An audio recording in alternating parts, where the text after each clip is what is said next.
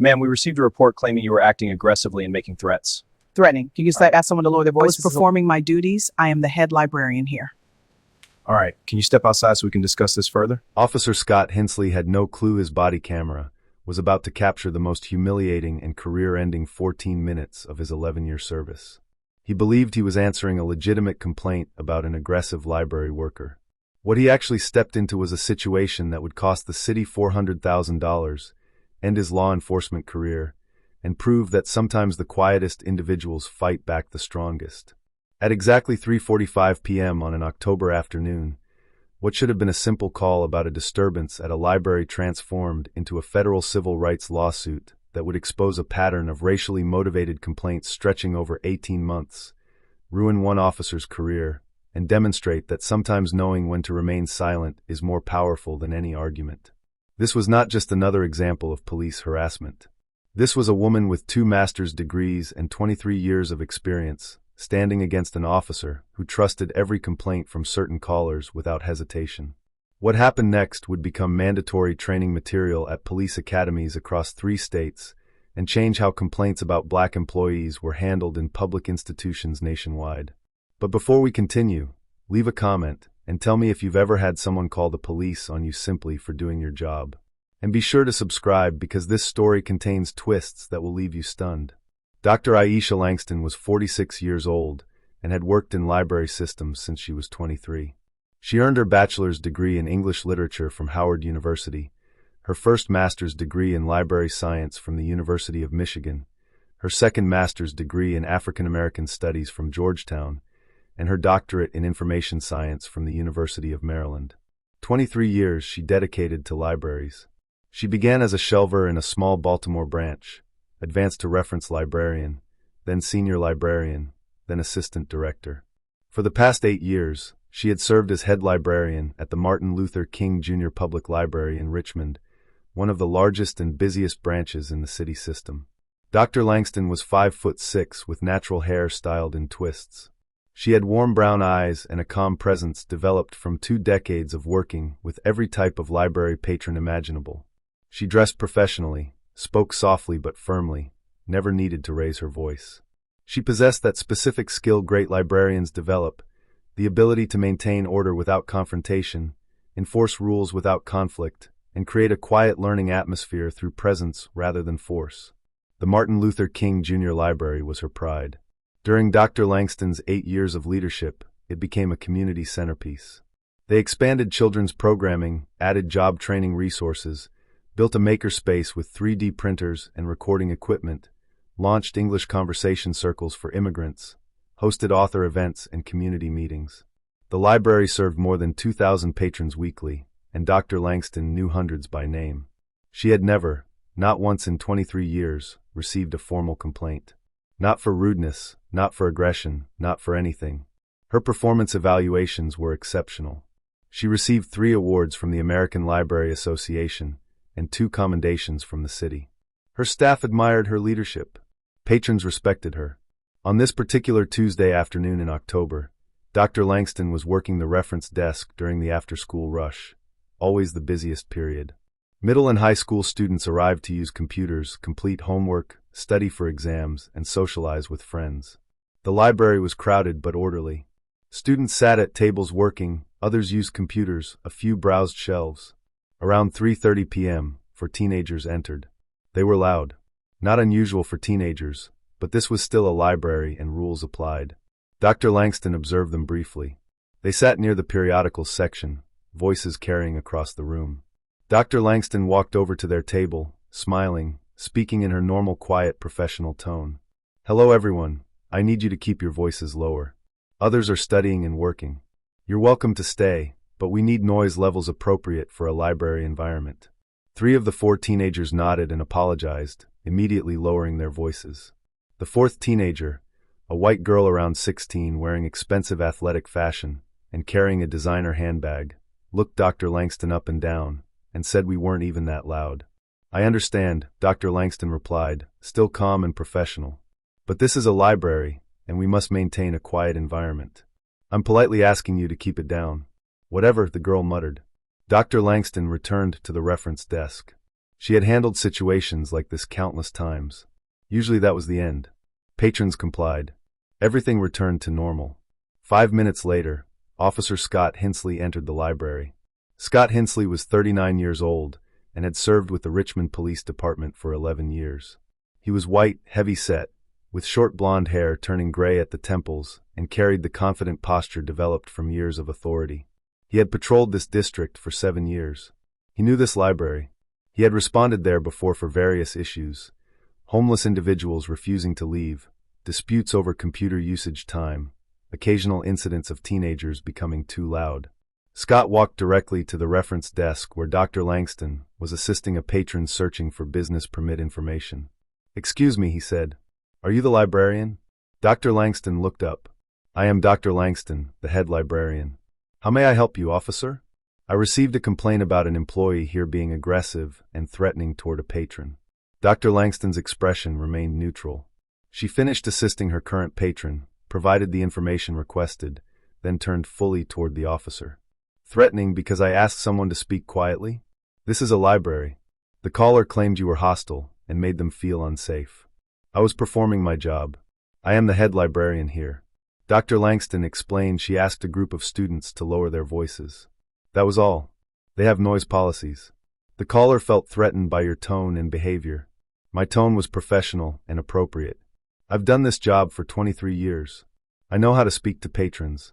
Scott shifted slightly. His hand moved toward his duty belt unconsciously. "Okay.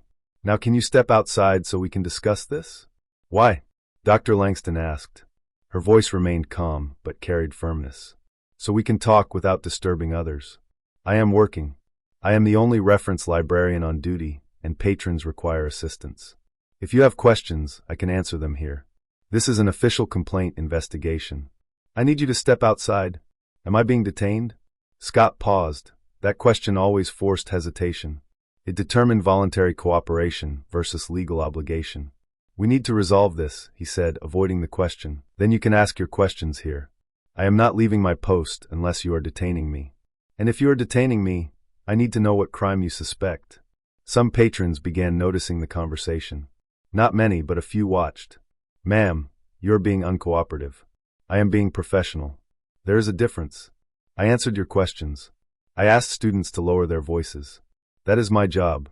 If the complainant disagrees with library policy, they can file a formal complaint with administration. But I will not step outside to be interrogated for doing my job. You need to understand when an officer gives a lawful order. Is it lawful? Because I am unaware of any law requiring me to leave my workplace when I have committed no crime and am not detained. You are being confrontational. I am asserting my rights. Again, that is different." Scott's face reddened. He was not used to resistance. Normally people complied when he gave instructions, especially when he wore the uniform and carried implied authority. "Let me speak to your supervisor." "I am the supervisor. I am the head librarian. If you want my supervisor, that is the library director, Jonathan Mercer. His office is downtown. I can give you his number. I need to speak to someone in charge here." "You are." "I run this building." One of the security guards, an older black man named Dennis who had worked there 12 years, approached. "Everything okay, Dr. Langston?" "Everything is fine, Dennis." Officer Hinsley responded to a complaint about me enforcing library noise policy. Dennis looked between them. "Should I call Mr. Mercer?" "That is unnecessary unless Officer Hinsley insists on continuing this," Dr. Langston said. Scott noticed more people quietly watching. His body camera recorded everything. This was not going how he expected. The complaining teenager still sat with her friends, watching with a faint smile. "If you need verification," Dr. Langston said calmly, "you can review security footage. Cameras cover public areas. You can see exactly how I spoke to the students. You can also speak to the other 3 students who immediately complied and can confirm I was professional." Scott said nothing. He walked to the teenager's table. "Were you the one who called?" "Yes," the white girl said. "She was aggressive and got in my face." "Can you explain exactly what happened?" "We were talking and she came close and told us to be quiet in a nasty tone." "That is not true," one of the other teens, a black girl, said. "We were loud and she politely asked us to quiet down. She was not aggressive." "Stay out of it," the white girl snapped. "I was there. I saw everything," the black girl insisted. "So was I," another teen added, a Latino boy. Dr. Langston was professional. She only asked us to lower our voices. The white girl flushed red. You always defend her. Because she did nothing wrong, the black girl replied. Scott looked uncomfortable. The complaint was collapsing. But he had already committed. He confronted the librarian publicly. Walking away now would feel like defeat. He returned to the reference desk where Dr. Langston calmly helped an elderly man print documents. Ma'am, I still need to file a report. Then file it, Dr. Langston said without looking up. You have my name, workplace, and access to security footage through proper procedure. You have witnesses contradicting the complaint. But I will not discuss this further while working. Contact administration if needed. Scott stood silently. He felt control slipping. He felt eyes watching. He felt his authority challenged. Then he made the worst decision of his career. Ma'am, turn around and place your hands behind your back. You are under arrest for obstruction. The library fell silent. Dr. Langston looked at him without emotion. She did not argue or raise her voice. On what grounds? You refused lawful orders and interfered with my investigation. I answered all questions, explained events, offered footage and witnesses. I interfered with nothing. But if you are arresting me, state it clearly on your body camera. You are under arrest, Dr. Aisha Langston, head librarian of this institution for 23 years, because I asked teenagers to be quiet in a library and asserted my constitutional rights. Dennis stepped forward. Officer, I think you should reconsider. Step back or you will be arrested too. Dennis stepped back but pulled out his phone and began recording. At least 5 patrons recorded now. Dr. Langston turned around and placed her hands behind her back. She did not resist. Scott handcuffed her. The click echoed through the silent library. Dennis, Dr. Langston said calmly, call Jonathan Mercer and inform him. Then call the union representative. Then secure the reference desk and ensure someone covers story time at 4:30. I understand, Dr. Langston, Dennis said, voice shaking with anger. As Officer Hensley guided Dr. Langston toward the library exit, the quiet tension inside the building felt heavier than noise ever could. Students stopped typing. Pages stopped turning. Conversations froze mid-sentence. The only sound was the soft shuffle of shoes against carpet and the faint crackle from the officer's body camera microphone capturing every second. Dr. Langston walked with steady posture, shoulders back, head level, expression composed. She showed no panic, no anger, only control. Years of professionalism followed her even in handcuffs. Outside, the autumn air carried a cool breeze across the library steps. 2 patrol cars sat parked at the curb, lights off but engines running. A few pedestrians slowed, sensing something unusual, but not yet understanding what had happened. Officer Hensley positioned Dr. Langston beside his patrol vehicle. Do you have anything on you that could harm me or yourself? He asked, following procedure, though his voice carried less confidence than before. No, officer, Dr. Langston replied calmly. Only my library badge, keys, and phone. He began a standard search while dispatch radio chatter filled the background. His hands moved mechanically, but his mind was racing. The situation no longer felt routine. Too many witnesses. Too many cameras. Too much certainty in her voice. Inside the library, Dennis was already on the phone. Mr. Mercer, this is Dennis at MLK Library. Dr. Langston has been arrested. Yes, arrested. For enforcing noise policy. You need to come now. Across the room, several patrons exchanged shocked looks. One middle-aged woman whispered, I've been coming here 10 years. She is the kindest person in this building. Another patron muttered, this is wrong. Completely wrong. Meanwhile, outside, Officer Hensley placed Dr. Langston in the back seat of the patrol car. The door closed with a heavy final sound. Before he entered the driver's seat, he paused. Something in his chest felt tight. Not fear exactly. Something closer to realization. But he pushed it down. Procedure. Reports.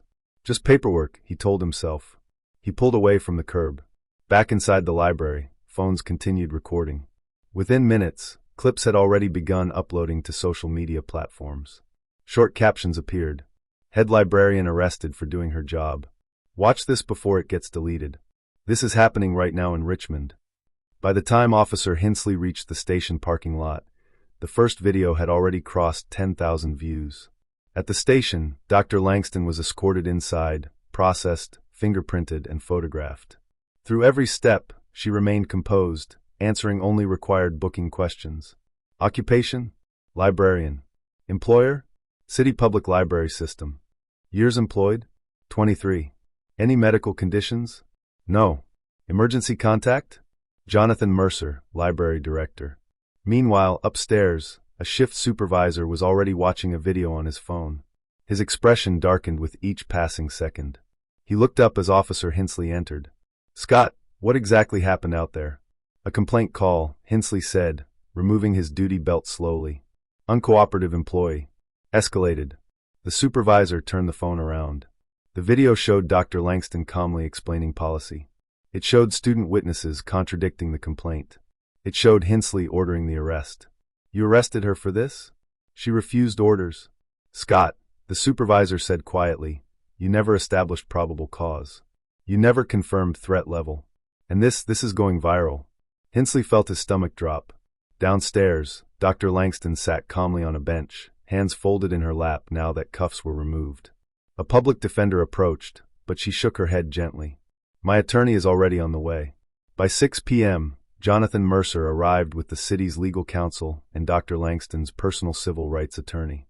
She was released within the hour. But the story did not end there. Over the next 48 hours, 3 more videos surfaced. Different angles, clear audio, clear timeline, clear contradiction of the original complaint.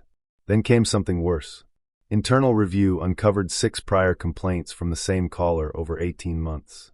All targeted black employees in public-facing roles. All escalated unnecessarily. All handled by the same responding officer. The city moved quickly. Too quickly for damage control to catch up. Officer Scott Hinsley was placed on administrative leave pending investigation. 1 week later, he resigned. 2 months later, the city settled a federal civil rights lawsuit for $400,000 without admitting fault. But training policies changed. Complaint verification protocols were rewritten. Mandatory de-escalation retraining was implemented. And body camera review standards became stricter across 3 states, using the case as instructional material. Dr. Langston returned to work after 2 weeks. The day she walked back into the Martin Luther King Jr. Library, staff stood and applauded. Some patrons cried. Students who barely spoke above whispers left welcome back notes on the reference desk.